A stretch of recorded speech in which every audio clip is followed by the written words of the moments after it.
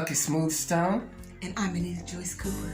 And welcome to our next episode of the Reeducation of the Black Man. Right back at you. This is the Gambia. Shout out to the turntable. Coast Road. Rusabi. Ricana. Fanjo. Kololo.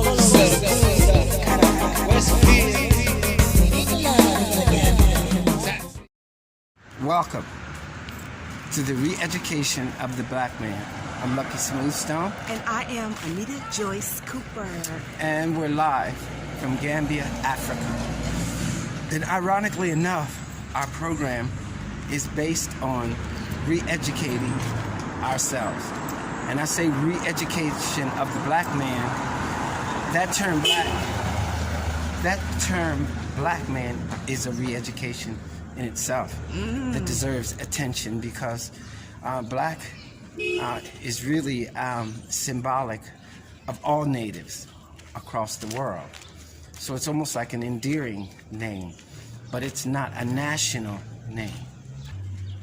Like if we had a state-generated name? If we had a nickname, it would be Black. Okay. You see what I mean? But it doesn't have any constitution behind it or any law behind it. It was just an easy way to classify and lump I don't think together. the term is easy. It was deliberate. Because if you identify yourself as a color, then that means what is going to support you, as a citizen. It's not connected to a land. Not connected to a land, a law, or anything else that is legitimate. So the first education is that term black, who we really are, what our nationalities really are. So that's a deep, what do you say, deep diver? Yeah. That's a deep dive in itself. So we'll be right back to go into some details about the re-education of the black man right here on the Re-Education of the Black Man, live here in Gambia, Africa. And we'll be right back. We'll be right back. This is the Gambia. I'm going to focus on the Budweiser series. Some of you have seen it and some may not have.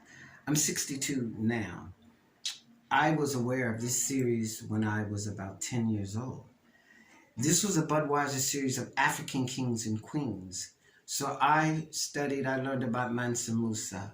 I learned about many of the African kings and queens. Hannibal. Many of them, I used to just study them. When I was a child, I used to spread them out on the floor. I was so proud to see this. Being so young, so it's not like I was in the world for a long time and it was like I was missing that kind of reflection. I was only about 10. So I got a chance to see at an early age our power. The conquerings, the battles we fought, the lands that we possessed, the royalty, the magnificence of us. I knew of this as a child. So at the same time, my grandmother was preaching to me, ministering to me about, first thing she scared me to death about was the Armageddon war. Armageddon is coming. The millennial days. The world is going to be in a disaster. Death is going to take a holiday. These are the things that my grandmother used to say when I was a child. Lo and behold, here we are. She told me of this when I was a child. Lo and behold, here we are, looking at the very things that she taught me about.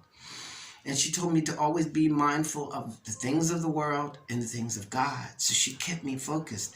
So this led me on this path. So teaching me the Bible, I heard of the Hebrew Israelites. I heard of the association of the Romans and many other stories in the Bible that to me associated with these kings and queens that I'd seen in the Budweiser series. So you can see for 52 years, I've been focused on who those people were and what does it have to do with me. And eventually I began to connect the dots, because the Bible says, raise your children up in the way they are to go, and they will never refrain from it. Well, my grandmother Viola set me on the right track, like these video games they play now. She set me on the right track to be able to be on a track that I could pick up these other jewels and work for and find this other information. But it was on my path Thank God I was set on a path that I never got off of, though many people didn't understand that path. But Christ even said in the Bible, only go after the lost tribe of Israel. And that's who we are, ladies and gentlemen. I'll be right back. Let me get right into something that I've written for you so that I can be specific. The redemption of the black man. Why? The Reeducation. Why? There's been a series of indoctrinated programs and educational systems, including historical and liberal arts, that have misinformed and miseducated tribes and natives of sovereign lands across the globe. And you know that, and I know that. A misidentification and classification of self. The majority of modern day so-called black people have no idea that they are natives of sovereign, independent lands and territories. I'm talking about natives of sovereignty. Most don't even know what that word sovereignty means. Look it up. Sovereign and independent. This is on continents like Africa. They are aware that they are natives, but many have signed off into colonialism. Statehood, which diminishes their native rights and exemptions. The first disadvantage is the fact that you are contractually obligated to responsibilities that you are not even aware of when you signed up to become a state citizen. Example, tribes and natives, we have our own traditional wedding ceremonies. These marriages are based on tribal law and order. When you marry under state and colonial corporations, your relationship is governed by the state. The state becomes the parental authority of husband, wife, and children. The husband doesn't exist anymore once you sign this contract. Were you aware of this when you registered a marriage license with the state? I don't think so. Native and tribal matrimonialism, it doesn't prescribe to controlling and displacing your sovereign authority in your personal and family life. One thing has nothing to do with the other. You didn't get married so that you could give authority to your life to someone else. Did you know that? That means that there wasn't full disclosure about this agreement that you signed with the state. You have signed with the state corporations without full disclosure. Full disclosure is when you have registered or signed an agreement with someone. You are supposed to be made aware of its content in totality. We'll be right back. Listen, I want to reiterate, this information is not for everyone. I don't sell this information. I don't monetize it. This is for private people. Do you understand what I'm saying? For me specifically, the lost tribe of Israel. That's who my blood is. That's who I'm associated with. And I'm sharing that with us because many of you understand, even though you may not have all the knowledge, you have the intuitiveness and the discernment to understand what I'm saying to you. In this awakening time, you can connect the dots. Now, in reference to who we are right now in this day and time, if you don't know who you are, you can get trapped in a social situation that will dictate to you what you are going to do with your life. Whether you're going to stand up, sit down, or roll over. Someone is, especially at this time now during this pandemic, is dictating to you what you are going to do. Now here's where things begin to break down on who are you? What is your classification as a citizen? What are you a citizen of? Many of us haven't even considered that. We take it for granted that we are citizens of the U.S., that we are citizens of America. Which one are you? It makes a difference. If you have an identification card, that means you are a citizen of the U.S. There are a lot of laws, well, I'll say legalese, things, statutes, and acts that go behind that contract that you're not even aware of. So there's an issue right there.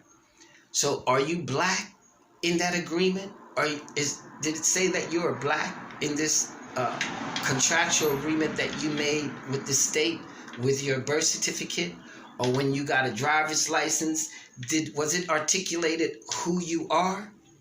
Because if you rewind in my last series, we talked about the Dred Scott verdict, which said that if you're an African descendant, that you never were meant to be, nor will you ever be, a U.S. citizen. You are a native, but that's not being recognized. So that's what I'm helping you to recognize right now, because you better know whether or not you are a native or are you a citizen of the state. And if it says that you are not, you better look up why it says you're not. Now you know why when you make a vote, when you vote, why your votes never seem to benefit you. And you stand in line all the time, you get mad at your brothers and sisters for not voting. How come you didn't vote? We died for this for generations and generations. Yes, and it has gotten you where? Overall, where it has gotten you, still don't have land, you still don't have self-determination, you still not deciding for yourself where you're going, what you're going to do. Come right back at you in a second, because it's getting deep. We're getting down to identifying my own people, who you are, and how you need to navigate in this society right now. It's vitally necessary. Right back at you at the re-education of the black man. Contracts. Failure to disclose information in any agreement is a breach of agreement. The party is no longer held responsible to honor that agreement. Had you been made aware of the true conditions of a marriage license or state citizenship, you may not have chosen the state for your matrimonial or citizenship services. You may have chosen a traditional ceremony or to remain sovereign. This is but one example. There are law books full of other statutes, acts, and what they call legalese, because these things, if they're not sovereign under the original order of the land, they are legalese. It's not law. We'll get into that deeper later, but we have to trust and look what legalese means. Look that up. Definitions that you are not aware of. This is why re-educating is vital to the future of so-called black people. Let's get back to it. There are many tribes, many nationalities. I've heard people talking like Block, and boy, you ain't from around, yeah. If you close your eyes, you would know that the brother was so-called black or native. So we come in many shades, colors, dialogues, dialects, but if you check the DNA in the blood, we're one and the same.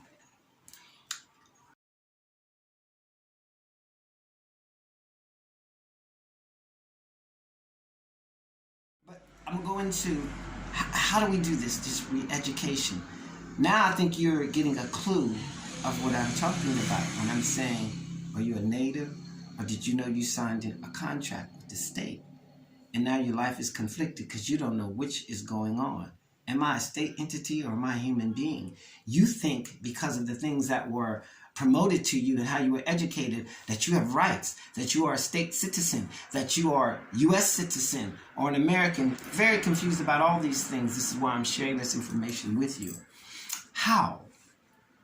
Our culture is still the root of our existence. And when I say our culture, I'm talking about Hebraic, Judah. I'm talking about what they consider the original black man, the native aboriginal. That means Adam, the first man.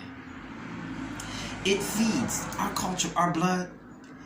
It feeds our people mentally, physically, and spiritually. No matter how far you separate us from knowledge of self, our culture is in our blood. It will create and recreate evolutions of life, expressions that define us as members of one sovereign body. There's more. Welcome back. I'm your host, Lucky Smoothstone, and this is Gamseen live in Gambia, Africa. I know I say that so passionately because I'm so happy to be here. This has been a lifelong passion and mission of mine. And this segment, our segment, is the re-education of the black man. I use that term black very lightly because it is sort of the conflict with our self-identification. But I use that endearingly because that's exactly what I want to do, is re-educate me, you re-educate me on the facts and the true history and legacies of our people, natives. What I'm going to do is do a rewind, because I have to kind of start so you'll know my association with this research. This research kind of began for me as a baby because of the information I was given about myself. I was prematurely born, and I was having a very difficult time. Children born in 8 months, they say it's a trimester happening there. That is difficult. If you're born, it's better that you're born in 7 months than 8. A lot of complications. Anyway, I don't even know the nurse's name, but my mother told me that she cared for me. She took special care of me. And the name Lucky, she tagged to me because, as far as she was concerned, although I was truly blessed. Well, lucky is when preparation meets opportunity. So I must have been prepared to live because the opportunity to live came, and she was the author of it. And God bless you. I don't know who you are or where you are. God bless you, still living. So from that day, it was put upon my life. My parents are very spiritual. So they took that as a sensing that there's something special to happen to my life and my brother's life. We were very, very tight. God bless his soul. He rest in peace. So from that, I was told about our spirituality. In Wilmington, Delaware, where I was born and raised, is the first state of the Union. A lot of deep roots in education, a lot of things began there.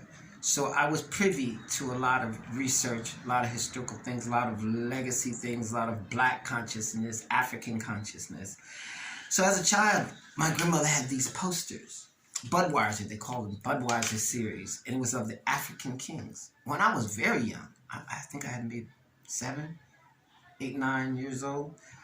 We'll take a break here and I'll get back to that. It's going to be very interesting because of where I am now and how it began for me. Very interesting. I'll be right back at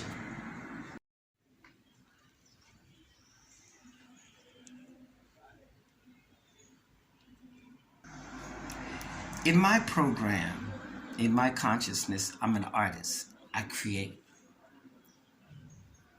I design things. In that, many of us artists, we express what is happening, what is going on to us mentally, physically, and spiritually. And learning all the things that I've learned, now I reciprocate that, into our children, into my brothers and sisters now. So now, keeping this in mind, Charles Patrick Gibbs' estate, we've designed programs tailored to not only address these issues, but have solid, legal, and attainable solutions. This 1-hour program presents the harmful conditions that misinformation and miseducation develops in the Black man. We will interview common people and intellectuals along with the interaction. That's right. We want to interact with you in the studio. We want your solutions as well. Asking compelling questions, verbalizing misunderstandings about us, and most importantly, preserving the roots of historical cultures, wisdoms, and the Mosaic Law. We are in the purest, we are in the pursuit of the absolute redemption of the Black man. Let me repeat that. We are in the pursuit of the absolute redemption of the Black man. Charles Patrick Gibbs' estate has had the fortune to experience the responsibility of rallying and organizing the city of Wilmington, Delaware, USA, the first state of the Union where I lived and grew up.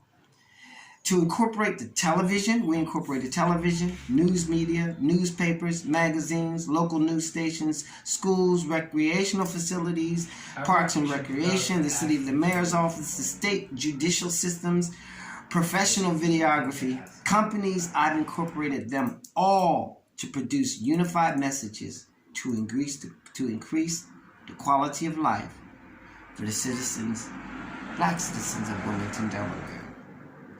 We covered substance abuse issues, criminal behavior issues, young adult family issues, creative educational projects for youth, tourism, city pride, and unification. We use the creative recording, visual performing, literary, and multimedia arts to serve the needs and expressions of the people. We have brought this service to the Gambia to achieve the same goal and futures with your cooperation. We believe in a bright future for the Gambia and all of Africa. We want to express who we are again, re-express in our music, in our films, in our art, in our media, everything that we make, in our walk, in our talk. A new era of the black man, which we are the true children of God. Be back.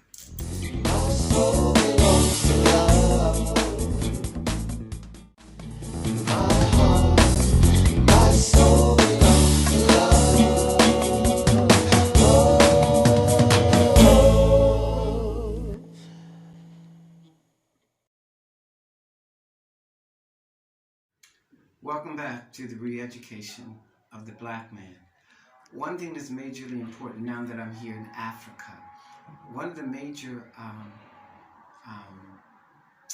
I think, I won't just say benefits, but one of the things we need to focus on is the re-education of ourselves with one another, with our families, with our African families, with our families all over the world. We don't know one another. So in coming to Africa, and this is just a suggestion for my diaspora brothers and sisters, in coming to Africa, there's not a lot of things that many of us know because these things were kept from us. So whatever we bring to Africa, something we got to remember, in the Babylonian states and places that we were in, these things, a lot of things didn't work for us. We got a lot of knowledge and education, but a lot of things didn't work for us in the States. Even Martin Luther King said, I'm afraid that I've led my people into a burning house. He saw that some of these remedies didn't work. So it wouldn't be wise to bring these remedies here and start acting on our own ideas. It's best to come here to the Gambia or wherever in Africa and make family, interact with our brothers and sisters, learn the ways, learn the language, buy from, support, fight with, agree with, become a family first. These talismans and things that I have on me, these things came from villages, relationships with people that I established when I got here. I went to see Akalos. I went to see the chiefs. I went to find out what their objectives were first. What were they trying to achieve? What have they done? What worked? What didn't work? So, and in the prophecies, you have to remember, follow the marching orders of the Moshe Law. When we were to return from the four corners of the earth, Moshe Law, the Diasporans, it said that I will return you to your land and everything will be returned to you. I am a witness of that. This is what I've experienced. You can come here, establish your own businesses, do your private thing, but that's not scriptural. That means that that's a statehood thing or a status that you want to operate under. But in Moshe, when we return, we're supposed to inherit. We inherit the land. And together we build. Together we develop. Everything we get, if you come, our brothers and sisters will allot land to you, but you have to bring something to the land. Bring your part, they have their part. And we build together. Put something on that land that is going to accommodate all of us. This is the way we build. Begin to learn one another. Eat together. Learn philosophies. Learn from one another. And it's okay if we have problems. You know, we have problems in the States. Our re-education first is learning of one another. Beginning with righteousness and respecting all of our brothers and sisters, no matter what tribe, no matter where we come from, we are the same blood, and the laws apply to us all. So until next time on the re-education of the black man, this is Lucky Smoothstone, and the name that Africa has given me is Ibrahima Amadou Jallo, only friend of God. And my mission is our people, all God's people. So, Ashe, Inshallah, and God bring us peace and prosperity.